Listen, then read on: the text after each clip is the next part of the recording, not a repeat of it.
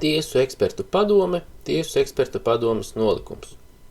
Viss par tiesu ekspertu padomi ir minēts ministra kabineta noteikumos numur 582, kas ir izdoti 30. augustā 2016. gadā.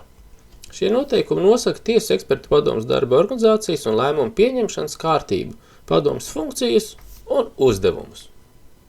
Bez tā, ka tiesu eksperta padome veic tiesu ekspertu likumā noteiktās funkcijas, tā rūpējas par tiesu ekspertu profesijas prestižu. Kādas tad ir tiesu ekspertu padomes noteiktās funkcijas, kas ir atrunāts tiesu eksperta likumā? 4. pāns. Veido tiesu ekspertu reģistru. 5. pāns. Reģistrē iestādes tiesu ekspertīzes veikšanai sagatavoto metodi. Apstiprina un reģistrē privātā tiesu eksperta tiesu ekspertīzes veikšanai sagatavoto metodi. Tātad apstiprina un reģistrē. Veido tiesu ekspertīžu metožu reģistru. Nodrošina attiecīgai personai iespēju iepazīties ar reģistrētu tiesu ekspertīzes metodi. 8. pants. Organizē un nodrošina tiesu ekspertu eksāmenu. Veic tiesu eksperta resertifikāciju. Pieņem lēmumu par tiesu eksperta certifikātu izsniegšanu kandidātam tiesu medicīnas eksperta specialitātei vai tiesu psihiatrijas eksperta specialitātei. 20. pants. Ierosina disciplināru lietu pret tiesu ekspertu. 21. pants. Izveidot disciplināru lietas izskatīšanas komisiju. 22. pants. Var piemērot disciplināru sodus. 24. pants. Aptur tiesu eksperta certifikāta darbību. Izbeidz tiesu eksperta certifikāta darbību. No visa minētā var saprast, un arī tiesu eksperta likuma 18. pants nosaka to, ka tiesu eksperta padome ir tiesu ekspertu pārvaldības un uzraudzības institūcija. Tiesu eksperta padomes darbu nodrošina Tieslietu ministrija vai tās pilnvarota persona. Kā tad notiek šī pārvaldība un uzraudzība? Tātad pirmām kārtām tiesu eksperta padome apstiprina apmācību programmas tiesu ekspertu specialitātēs, kā arī organizē certifikāciju un resertifikāciju. Lemj par tiesu eksperta certifikāta izsniegšanu, tā darbības apturēšanu, atjaunošanu un izbeigšanu. Lemj par disciplināru lietas ierosināšanu, disciplināru sodu piemērošanu vai disciplināru lietas izbeigšanu. Uzrauga un kontrolē tiesu eksperta darbību. Reģistrē ekspertīzes veikšanai izmantojamās metodas. Bet privātajam ekspertam arī apstiprina ekspertīzes veikšanai izmantojamās metodas. Uzraudzības un kontrolas funkcijas nodrošināšanai pieprasa tiesu eksperta atzinuma kopiju, ievērojot normatīvos aktos noteiktos ierobežojumus. Izstrādā tiesu eksperta ētikas kodeksu. Piedalās tiesu ekspertīzes sistēmas politikas un stratēģijas izstrādē un ieviešanā, kā arī tiesu ekspertīzes sistēmas darba organizācijas attīstīšanā. Izskata iesniegumus un sūdzības par tiesu eksperta darbību. Ja kāds apšauba tiesu eksperta darbu, tad tiesu eksperta padomes lēmumus var apstrīdēt Tieslietu ministrijā un pārsūdzēt administratīvā procesa likumā noteiktajā kārtībā. Lai nodrošinātu tiesu eksperta funkciju izpildi, padome organizē tiesu ekspertu kandidātu apmācības programmas izstrādi. Sadarbojoties ar nozares speciālistiem, izstrādā metodiskos norādījumus tiesu ekspertīžu jomā un apstiprina tos. Apkopo un sniedz priekšlikums par metožu pilnveidošanu tiesu ekspertīžu iestādē vai iestādē, kurā strādā valsts tiesu eksperts vai privātiem tiesu ekspertam. Apkopo un sniedz statistikas datus par tiesu ekspertu darbību.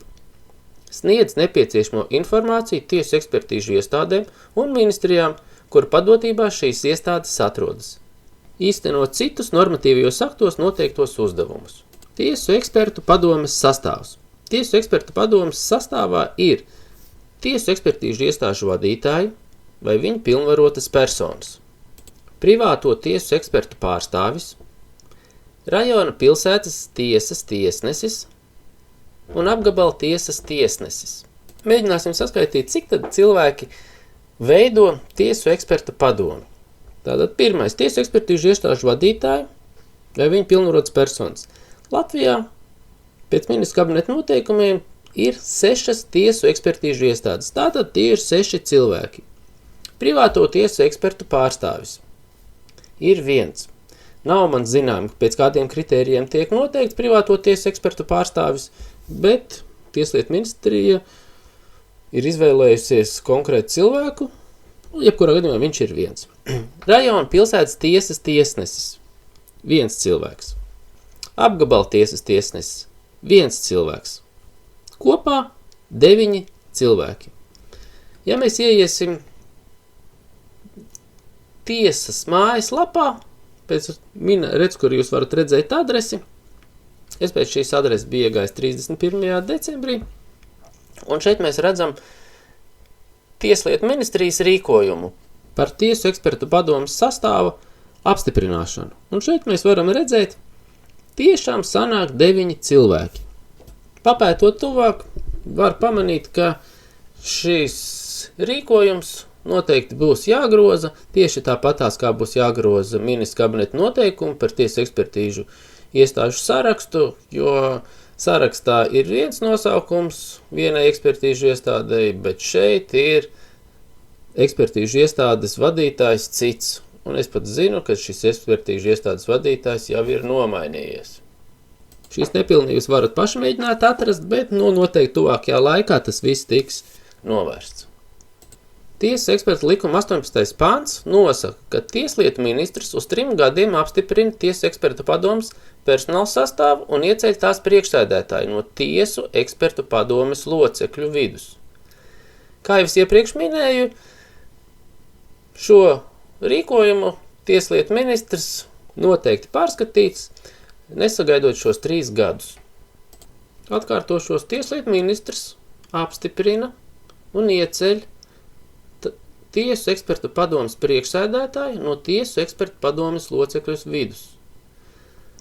Tagad es uzdodu retorisku jautājumu, vai kādreiz būs situācija, ka tieslietu ministrs par tiesu ekspertu padomes priekšsēdētāju no tiesu ekspertu padomes locekļu vidus iecels kādu, kurš nestrādā tieslietu ministrijā. Domāju, ka nē. Līdz ar to es domāju, ka šim punktam būtu jābūt ierakstītam likumā, noteikumos nav būtiski kur, bet jebkurā gadījumā tam būtu jābūt atrunātam, jo es nepieļauju tādu situāciju, ka tiesu ekspertu padomes priekšsēdētājs varētu būt persona vai kādas citas tiesu ekspertīžu iestādes vadītājs, kurš nestrādā tieslietu ministrijā. Nākošais. Viena un tā pati persona drīkst būt par tiesu ekspertu padomes priekšsēdētāju ne vairāk kā 2 termiņus pēc kārtas. Tieslietu ministrs atceļ priekšsēdētāju pirms termiņa, ja viņš pienākumu izpildē pieļāvis rupjus pārkāpumus. Kas ir rupju pārkāpumi? Tiesu ekspertu padomes darba organizācija. Tiesu ekspertu padomi vada padomes priekšsēdētājs. Padomes priekšsēdētājs bez īpaši pilnvarojumu pārstāv padomi. Padomes priekšsēdētājs var pilnvarot citus padomes locekļus pārstāvēt padomi. Padomes priekšsēdētāja prombūtnes laikā viņa pienākumus veids padomes priekšsēdētāja vietnieks. Un kā mēs iepriekš noskaidrojām, padomes priekšsēdētāja vietnieku, tāpat kā visu tiesu ekspertu padomi, ieceļ tieslietu ministrs. Padomes locekļi par darbību padomē atlīdzību nesaņem. Padomes darbu nodrošina tiesu administrācija. Padomes priekšsēdētājs sasauc padomes sēdes. Kārtējās padomes sēdes sasauc ne retāk kā reizi 3 mēnešos. Par kārtējo padomes sēdi padomes locekļiem rakstiski paziņo ne vēlāk kā 5 darba dienas pirms sēdes. Padomes ārkārtas sēdes sasaukšanu var pieprasīt ne mazāk kā 3 padomes locekļi. Par ārkārtas sēdi padomes locekļiem rakstiski paziņo ne vēlāk kā 1 darba dienu pirms sēdes. Ļoti būtisks moments – padomes sēdes ir slēgtas. Protams, šeit ir izņēmums, ka ar padomes locekļu atklātu balsojumu ar vienkāršu balsu vairākumu. Padomes sēdēs var piedalīties citas personas. Teorētiski iespēja ir tomēr kādam citam piedalīties šajās padomes sēdēs, bet Padomes sēdes ir slēgtas. Akcentēju. Padome ir lemtiesīga, ja tās sēdē piedalās vairāk nekā puse no padomes locekļiem. Tātad 9 mums bija kopā. Tātad ir jāpiedalās ne mazāk par 5 tiesu ekspertu padomes locekļiem. Ja padome sasauktajā padomes sēdē nav lemtiesīga, nākamo sēdi sasauc mēneša laikā. Padomes lēmumus pieņem ar balsu vairākumu, atklāti balsojot. Katram padomes loceklim ir 1 balss. Ja balsu skaits sadalās vienādi, izšķirošā ir padomes priekšsēdētāja balss.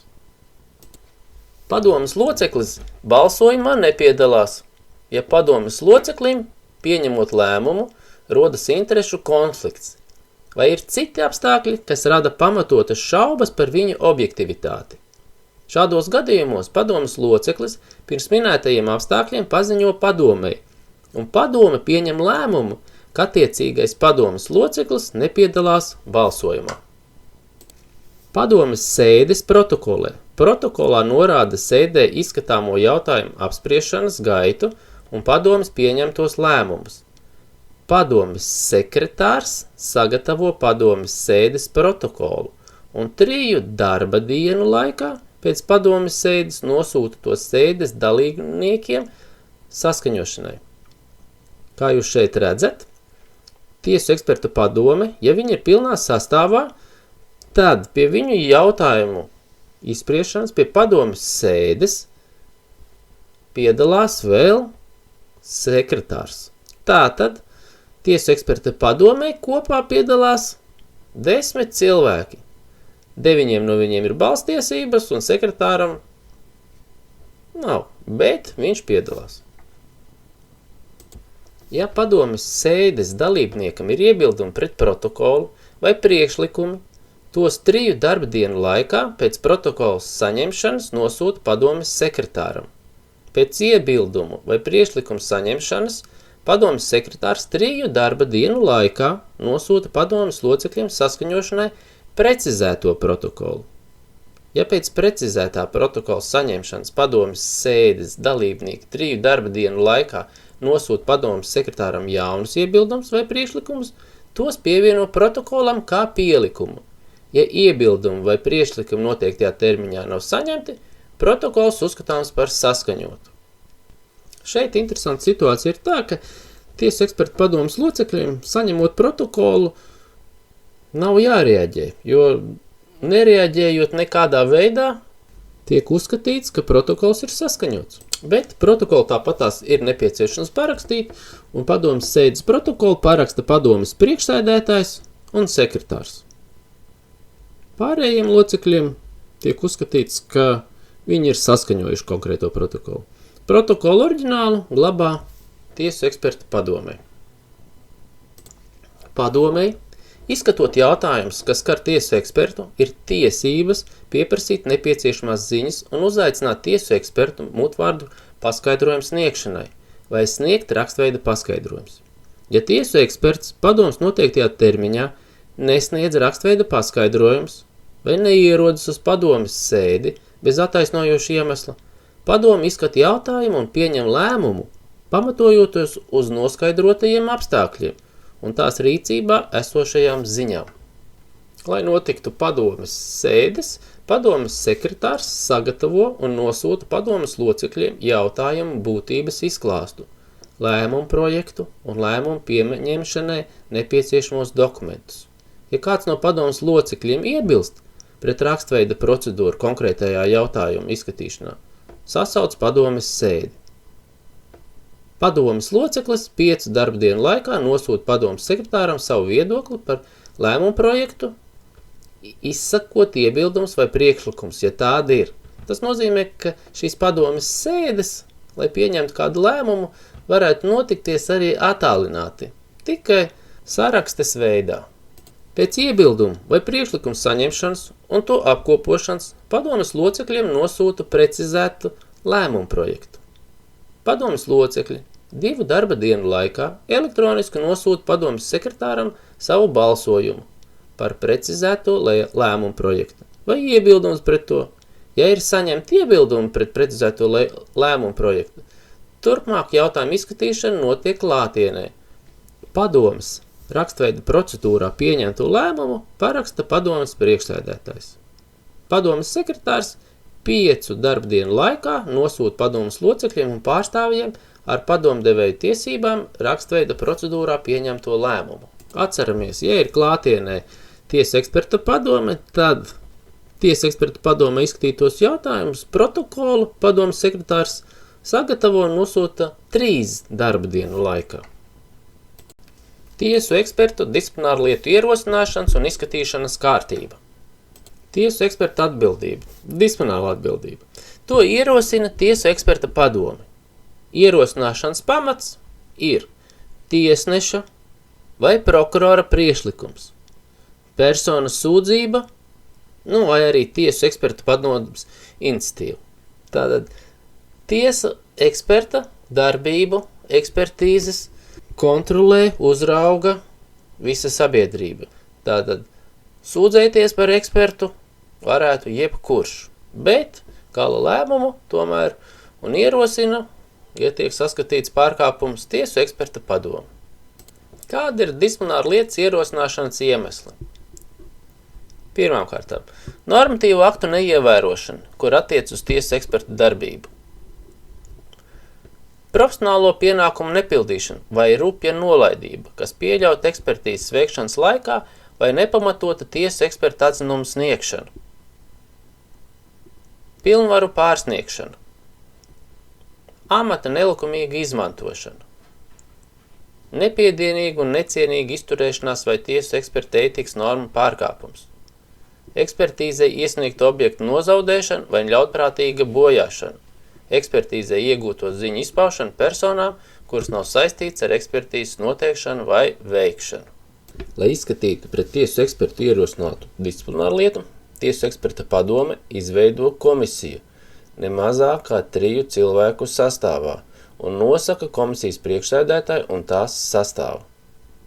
Komisijas sastāvā iekļauj vismaz 2 tiesu ekspertīžu iestāžu vadītājus vai viņu pilnvarotas personas, kā arī 1 tiesu ekspertu attiecīgajā specialitātē, bet ja tāda nav, 1 tiesu ekspertu pēc tiesu ekspertu padomes ieskata.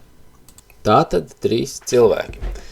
Ja nav konkrētajā specialitātē tiesu eksperta vairāk, tad tiesu eksperta padome izvēlās jebkuru tiesu ekspertu.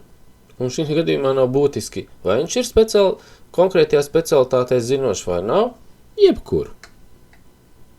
Ja disciplināra lieta ierosināta pret valsts tiesu ekspertu, kas strādā tiesu ekspertīžu iestādē, disciplināra lietas izskatīšanas komisijas sastāvā iekļauj attiecīgās ekspertīžu iestādes vadītāju. Un šeit likumā nav noteikts to, ka tiesu ekspertīžu iestādes vadītāja vietā viņš varētu pilnvarot kādu personu. Ja disciplināra lieta ierosināta pret valsts tiesu ekspertu, kurš nestrādā tiesu ekspertu iestādē, disciplināra lietas izskatīšanas komisijas darbā ar padomdevēja tiesībām pieicina arī attiecīgās iestādes vadītāju vai viņa pilnvarotu personu. Tādā situācijā disciplināra lietas komisijas, protams, paliek 3 cilvēki, bet darbā jau piedalās 4. Viens no viņiem ar padomdevēja tiesībām. Izskatot disciplināru lietu par profesionālo pienākumu nepildīšanu vai rupju nolaidību, kas pieļaut ekspertīzes veikšanas laikā vai nepamatotu tiesu ekspertu atzinumu sniegšanu, disciplināra lietas izskatīšanas komisijas darbā ar padomdevēja tiesībām pieicina 2 attiecīgās tiesu ekspertu specialitātes tiesas ekspertus, bet ja tādu nav, 2 tiesu ekspertus pēc tiesu ekspertu padomes ieskata. Līdz ar to attiecīgos gadījumos disciplināra lietas komisijas izskatīšanas darbā vēl var būt 3 cilvēki, 3 disciplināra lietas komisija un 3 vēl pieaicinātie dalībnieki. Šajā situācijā interesanti ir tas, ka disciplināra lietas izskatīšanas komisijas darbā ar padomdevēja tiesībām pieaicina 2 attiecīgās tiesu ekspertu specialitātes tiesu ekspertus, tikai tāpēc, lai objektīvi varētu izvērtēt disciplināra lietas pārkāpumu. Bet, ja tādu nav, tiesu eksperta padomē uzskata, ka nav nekāda problēma piecināt arī jebkurus citus, galvenais, lai viņi būtu tiesu eksperti. Ja disciplināra lietas izskatīšanas komisija uzskata, viņa var pieaicināt komisijas darbā citus attiecīgās jomas ekspertus ar padomdevēju tiesībām. Tas nozīmē, ka disciplinārās lietas izskatīšanas komisijas darbā var būt pat vairāk nekā 6 dalībnieki. Pirms disciplinārās lietas ierosināšanas tiesu eksperta padome mēneša laikā pēc tiesneša vai procesa virzītāja priekšlikuma vai personas sūdzības saņemšanas vai attiecīgo darbību uzsākšanas saistībā ar iespējamo disciplinārās lietas ierosināšanu veic vispusīgu saņemto materiālu iepriekšēju pārbaudu un var pieprasīt tiesu eksperta rakstveidu paskaidrojumu. Ja tiesu eksperta padome tomēr pieprasa tiesu ekspertam paskaidrojumu, tad šie paskaidrojumi tiesu ekspertam jāsniedz rakstiski 15 dienu laikā no paskaidrojuma pieprasījuma saņemšanas dienas. Tiesu eksperta padome pēc priekšlikuma sūdzības vai pēc pašas savas iniciatīvas pieņem lēmumu ierosināt disciplināru lietu vai atteikt ierosināt disciplināru lietu. Ja tomēr pret tiesu ekspertu tiek ierosināt disciplināru lieta, tad nevēlākā nākamajā darba dienā pēc šī lēmuma pieņemšanas visus materiālus nodod izskatīšanai komisijai, kas ir iepriekš jau izveidota. Ņemot vērā, ka disciplināru lietas izskatīšanas komisijai ir noteikti konkrēti kritēriji, pēc kuriem tad tiek šāda komisija izveidota, izriet, ka tiesa eksperta padome jau zinot, ka tiks pieņemts tāds lēmums, viņi izveido no sākuma tādu disciplināru lietas komisiju, un pēc tam pieņem lēmumu par disciplināru lietas ierosināšanu, vai arī tas notiek vienlaicīgi, tas likumā nav atrunāts. Disciplināru lietu izskatīšanas komisija disciplināru lietu izskata 2 mēnešu laikā no disciplināru lietas ierosināšanas. Disciplināru lietas izskatīšanas termiņā neieskaita laiku, kurā tiesas ekspertam ir bijusi pārējoša darba nespēja, vai viņš ir bijis atvaļinājumā vai komandējumā. Disciplināru lietu izskatīšanas komisijas sēdes ir slēgtas. Komisijas sēdes datumu un laiku komisija nevēlākā 5 darba dienas pirms sēdes paziņo padomei, tiesu ekspertam, pret kuru ierosināt disciplināru lietu, kā arī pieaicinātajām personām vai personai, kurai nodarīts kaitējums, protams, ja tāds ir. Atbildība par disciplināru pārkāpumu mīkstina tiesu eksperta labprātīga atzīšanās disciplināru pārkāpumu izdarīšanā. Par atbildību mīkstinošiem apstākļiem var atzīt arī citus apstākļus. Disciplināru lietas izskatīšanas komisija atklāti balsojot ar vienkāršu klātesošo balsu vairākumu atbalsta vienu no šādiem priekšlikumiem. Tātad balsošanā mums var piedalīties cik? Pastamies atpakaļ, pastamies likumu, 3 lemtiesīgas personas. Tātad viņi var pieņemt šādu lēmumu, izbeigt disciplināru lietu vai izbeigt disciplināru lietu, izsakot tiesu ekspertam aizrādījumu. Un izsakot šādu aizrādījumu, tiesu eksperts ir sodīts vai nav sodīts? Atkal retorisks jautājums. Trešais, ko tad disciplināru lietas komisija var izdarīt? Pieņemt lēmumu par to, ka jāpiemēro tiesu ekspertam viens no tiesu eksperta likuma 22. panta 4. daļā paredzētiem disciplināru sodiem. Tātad izteikt rājienu vai tiesu eksperta tiesību atņemšanu. Tad, kad viens no šiem lēmumiem ir pieņemts,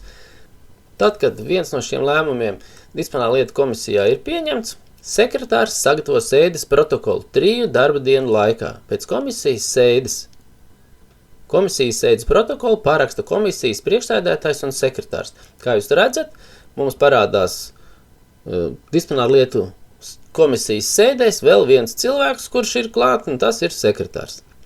Sekretārs sagatavo atzinumu 5 darba dienu laikā pēc komisijas sēdes, kurā tiek atbalstīts viens no priekšlikumiem, tātad izbeigt un izteikt aizrādījumu, vai arī noteikt rājienu vai tiesas eksperta tiesību atņemšanu. Atzinumu paraksta komisijas locekļi, kas piedalījušies komisijas sēdēs.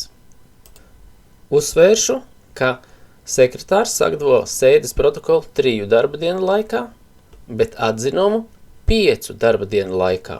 Un abi šie termiņi sākās pēc komisijas sēdes. Sēdes var būt vairākas, un tāpēc sēdes protokolu varētu būt vairāk, bet tikai vienā pēdējā tiek pieņemts jau gala rezultāts. Tad arī tiks sagatavots tas atzinums. Kad atzinums ir parakstīts, tad komisija šo atzinumu kopā ar disciplināru lietas materiāliem iesniedz padomei, nevēlāk kā nākamajā darba dienā pēc tā parakstīšanas. Un nekar nav noteikts, cik ilgā laikā disciplināru lietas komisijas locekļiem ir jāparaksta šis atzinums.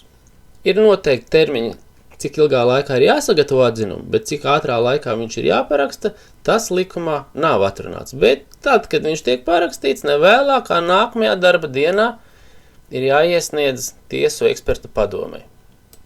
Padome 14 dienu laikā, nevis darba dienu, bet 14 dienu laikā no komisijas atzinuma un disciplināru lietas materiālu saņemšanas dienas sagatavo lēmumu par disciplināru soda vai nu piemērošanu, vai nu izbeigšanu. Kā jūs zinat, disciplināru lietu var izbeigt, izsakot arī aizrādījumu.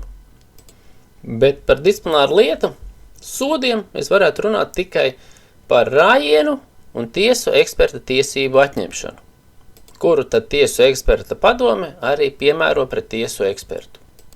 Tiesu eksperta padomes lēmumu par disciplināru sodu piemērošanu tiesu eksperts var apstrīdēt Tieslietu ministrijā mēneša laikā no lēmuma spēkā stāšanās dienas. Bet Tieslietu ministrijas lēmumu var pārsūdzēt tiesā administratīvā procesa likumā noteiktajā kārtībā. Varbūt arī situācija, ka tiesu eksperta padome nepiekrīt disciplināru lietas komisijas atzinumā izteiktajam priekšlikumam izbeigt disciplināru lietu, kā arī tad, ja konstatēt procesāli pārkāpumi atzinuma sagatavošanā.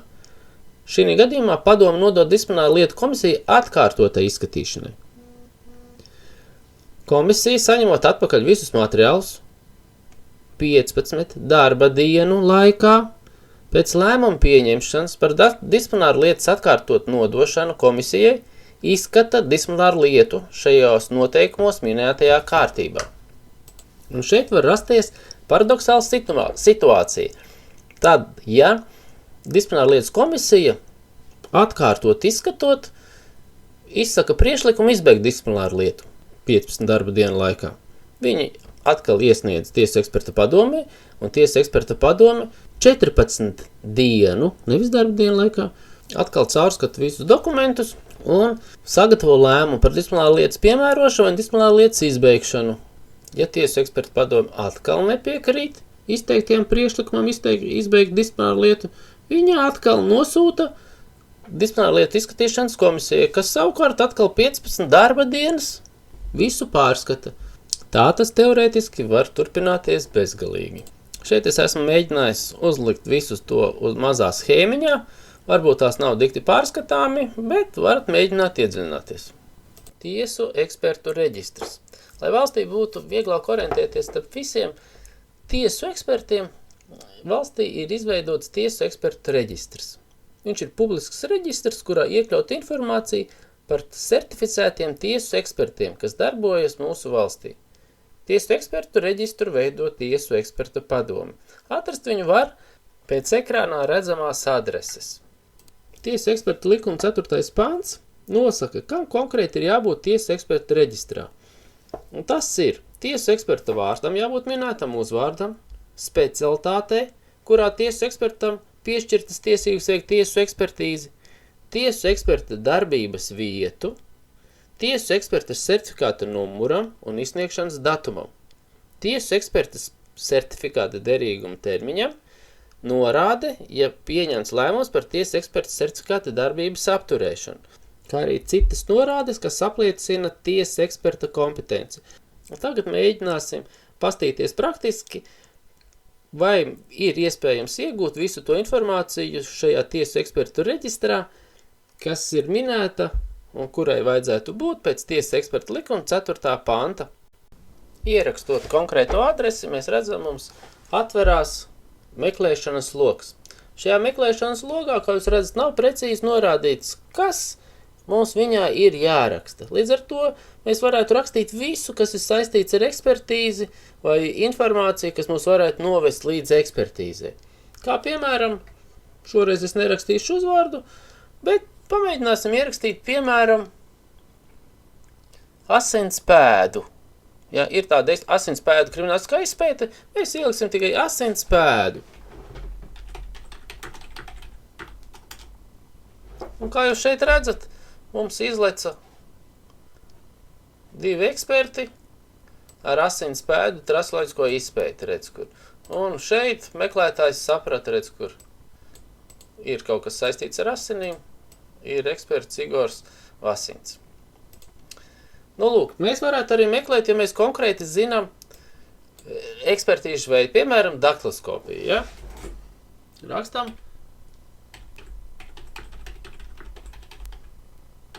Nu, daktiloskopiskā ekspertīze. Nu, redziet, un šeit uzreiz lapa mums atrada visus ekspertus, tiesu ekspertus, kuriem ir iegūts tiesas eksperta certifikāts daktiloskopijā. Reku, daktiloskopiskā identifikācija, paplālīju pēdu vizualizācija, tas arī būs pie daktiloskopijas, bet no šī gadījumā meklēšanas kritērija bija daktiloskopija. Tātad skatāmies, cik mums daktiloskopi ir, kas var daktiloskopiskās ekspertīzes veikt. Paņemsim līdz pēdējai lapai. Un šeit mēs redzam, ka Latvijā ir 75 tiesu eksperti, kuri ir ieguvuši tiesības veikt daktiloskopiskās identifikācijas ekspertīzes. Tātad ekspertīzes daktiloskopijā. Tieši tādā pašā veidā mēs varam atrast arī jebkuru ekspertīžu veidu, rakstot gan uzvārdu, gan kaut kādus atslēgas vārdus. Kā jūs šeit redzat, labajā pusē ir arī izvērstā meklēšana. Nospiežam uz izvērsto meklēšanu, un šeit mēs jau redzam, ir konkrēti lauki. Vārds, uzvārds, kur mums ir specialitātes. Ja, un te mēs arī varam izvēlēties jebkuru. Kaut vai paņemsim dokumentu tehnisko ekspertīzi. Šeit mēs redzam darbības vietu. Tas varbūt atvieglot mums ekspertīzes nogādāšanu, ja mums tāda ekspertīze būtu vajadzīga, kā jūs redzat. Un šī gadījumā paņemsim kā piemēru Rīgu.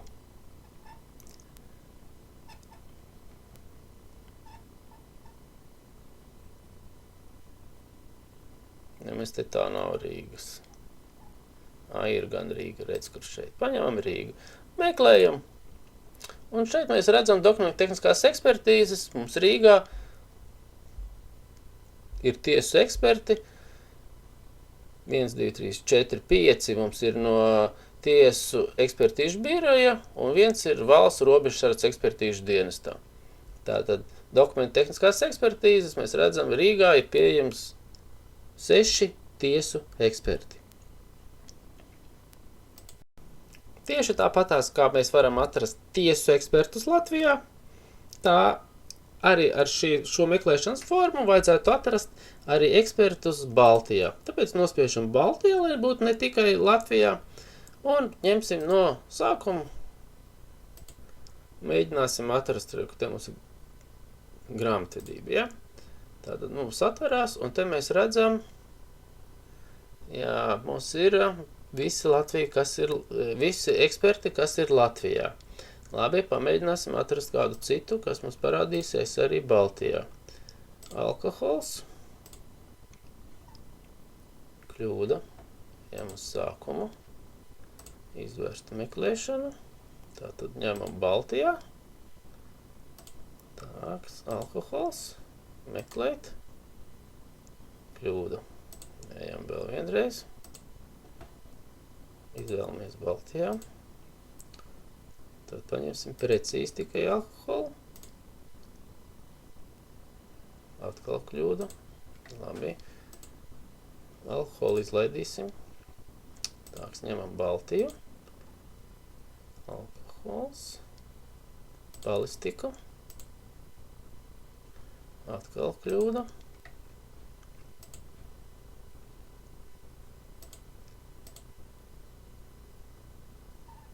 Bioloģija. Reku bioloģija mums botānika atvērās. Bet, kā mēs šeit redzam, atkal visas tās ir, visi tiesa eksperti ir mums no Latvijas. Labi, gribētos man atrast kādu, kurš nav no Latvijas. Ejam tālāk. Tā, bioloģija mums bija, balsti bija. Asinis. Labi. Jā, asins pēderi, kur trasloģisko izpēti atkal mums ir Latvija, protams. Tāks, pēdējā reize, pēdējais piegājiens, iešu kaut kur uz beigām. Oduroloģija. Oduroloģija, nu labi. Un šeit mēs redzam, un atkal mums ir tikai Latvija. Labi, man šoreiz nav izdevies, jums noteikti izdosies. Ideja ir tāda, ka vajadzētu varēt arī atrast Baltijā ekspertus. Un pēdējais, ko es gribētu ar šo tiesu eksperta reģistru, pastīties, kā tad ir, vai atbilst visi tie lauki, kas ir minēti tiesu eksperta likuma 4. pantā. Tātad, šeit mēs redzam izvērstā meklēšana un tiesu eksperta likuma 4. pantā, 2. daļā, 1. punkts ir tiesu eksperta vārds un uzvārds. Tiesu eksperta vārds un uzvārds ir, 2 lauki ir. Specialitāte, kurā tiesas ekspertam piešķirtas tiesības veikt tiesu ekspertīzes. Specialitāte. Kur šeit mums arī būs specialitāte, tātad viss ir kārtībā. Darbības vieta. Tiesas eksperta darbības vieta ir. Tiesas eksperta certifikāta numurs un izsniegšanas datums. Jā, tas tiek ievadīts, bet tad mums vajadzētu atrast kādu no ekspertiem. Pastīsimies jebkuru ekspertu. Tātad tiesas eksperta certifikāta numurs un izsniegšanas datums. Šeit mēs varam atrast certifikāta numuru un izsniegšanas datums šeit nav, te ir tikai certifikāta derīguma termiņš. Izsniegšanas datums, jā, šajā reģistrā izsniegšanas datums nav derīgs. Labi, paņemsim kādu citu varbūt. Derīgs, nav. Jā, nevienā vietā mums neparādās derīguma termiņš. Mums ir tikai, izsniegšanas datums nav. Tātad datums mums nav. Ir jābūt, gan jau varbūt kaut kur šeit ir, es tikai nevaru varbūt atrast. Tātad eksperta certifikāta derīguma termiņš, jā, derīguma termiņu mēs redzam.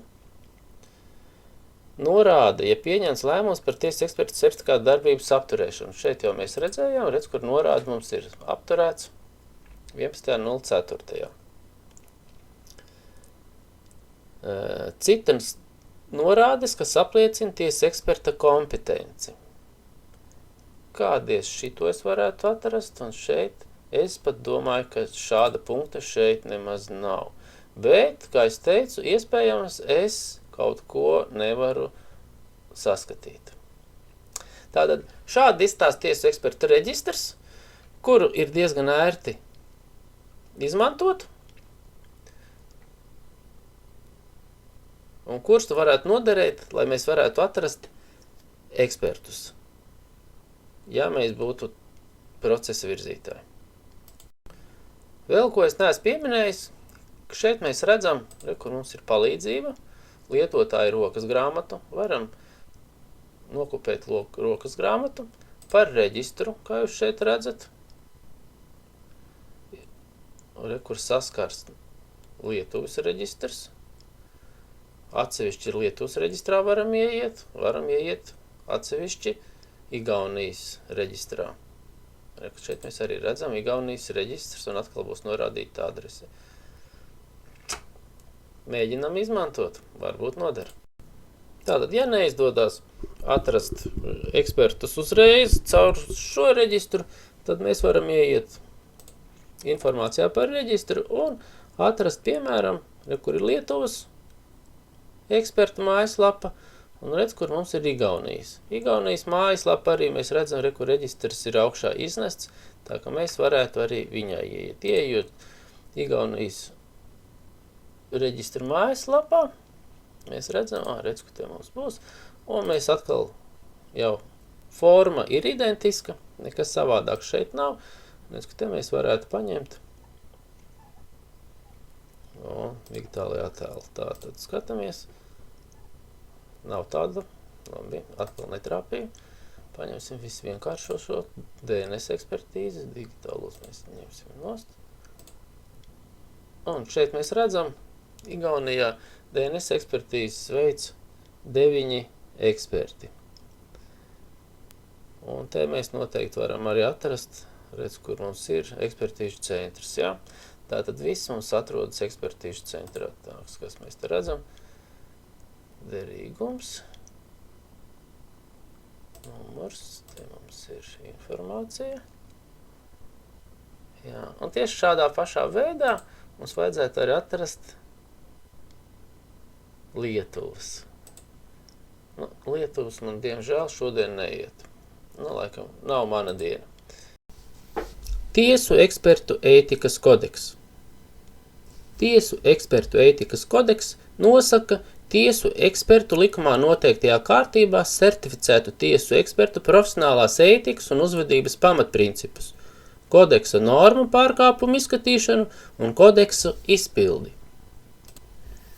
Tiesu ekspertu ētikas kodeksa mērķis ir sekmēt ekspertu darbības liederības sabiedrībai, veicināt ekspertu godprātību un likumīgu darbību, novērst nevēlamu ietekmi uz savām vai cita personu tiesībām un likumīgajām interesēm, veidot pozitīvu sabiedrības priekšstatu par ekspertu darbības mērķi, nozīmi un kvalitāti, kā arī iespēju robežās dot ieguldījumu ekspertu profesijas pilnveidošanā, to regulējošo tiesību normu uzlabošanā. Ar tiesu ekspertu ētikas pamatprincipiem jūs varat iepazīties tiesu ekspertu ētikas kodeksa 2. daļā. Tāpēc es pieskaršos tikai dažiem ētikas kodeksa tiesu eksperta ētikas rīcības pamatprincipiem, kas mums ir minēti šajā kodeksā. Tātad 6. punktā mums ir rakstīts tā. Eksperts veido savu ikdienas uzvedību, starppersonu saskarsmi un ārējo tēlu tā, lai tas neapkaunot ekspertu, neizskartu citu personu godu un cieņu, neradītu šaubas par ekspertu objektīvu un kvalitatīvu pienākumu pildīšanu, un neradītu diskreditējošus apstākļus, kas var būt izmantot, lai ietekmētu ekspertu vai citu personu. 12. punkts. Eksperts neizsaka publiski vērtējumu par citu ekspertu profesionālo kvalifikāciju un darbību, tai skaitā veikto ekspertīzi. Un 19. punkts. Eksperts rakstiskos un mutiskos paziņojums, plašs saziņas līdzekļos un publiskās runās sniedz apzinoties, ka tās var tikt vērtētas kā eksperta objektivitātes un profesionālās kvalifikācijas indikators. Eksperts neizplata un neveicina tādas informācijas publicēšanu, kas ietver acīm redzami maldinošus apgalvojumus par ekspertīzes metodi vai eksperta profesionālo darbību. Šeit es mēģināju minēt tikai 3 punktus, kas teorētiski nav saistīti ar tiesu ekspertīzes veikšanu vai tiešo tiesu eksperta pienākumu veikšanu. Šeit ir vispārīgi skatīts un tātad tiesu ekspertam persona, kas ir ieguvusi tiesu eksperta certifikātu, ētikas kodeksa normu pārkāpumu varētu būt veicot viņa pienākumus jebkur citur, pat tos, kas nav saistīti ar tiesu ekspertīzi. Tagad šeit ir jābūt ļoti uzmanīgam. Ētikas kodeksa normu pārkāpumu izskatīšana. Ētikas normu ievērošanu izvērtē tiesu ekspertu padomes izveidota ētikas komisija.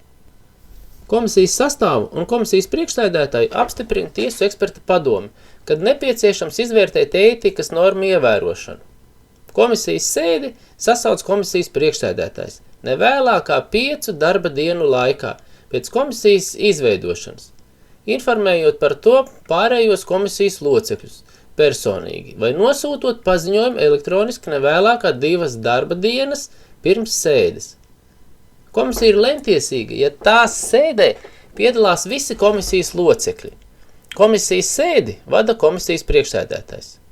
Komisija, saglabājot konfidencialitāti, 10 darbdienu laikā pēc komisijas izveidošanas izskata saņemto sūdzību vai iesniegumu un pieņem lēmumu. Ja ir lēmumu pieņemšanai nepieciešams iegūt papildus informāciju, lēmumu pieņemšanas termiņu var pagarināt, saskaņojot to ar tiesu eksperta padomi. Komisija var lūgt iesniegumu vai sūdzības iesniedzēju, ekspertu, par kuru iesniegta sūdzība vai iesniegums, kā arī citu personu sniegt rakstveidā vai mutiski, Ekspertam, par kuru iesniegta sūdzība vai iesniegums, ir tiesības sniegt paskaidrojumu, tiesas sēdē informāciju vai skaidrojumu par apstākļiem, kas saistīti ar izvērtējumu jautājumu. Šajā kodeksā te noteikti ir pielaista kļūda, nav domāta tiesas sēdē, bet domāta komisijas sēdē. Gan jau, ka izlabos. Un izteikt viedokli par sūdzībā minētajiem apstākļiem. Komisijas sēdes ir slēgtas. Sēdes tiek protokolētas, ar protokolu ir tiesības iepazīties ekspertam, par kuru iesniegta sūdzība, un tiesu eksperta padomes locekļiem.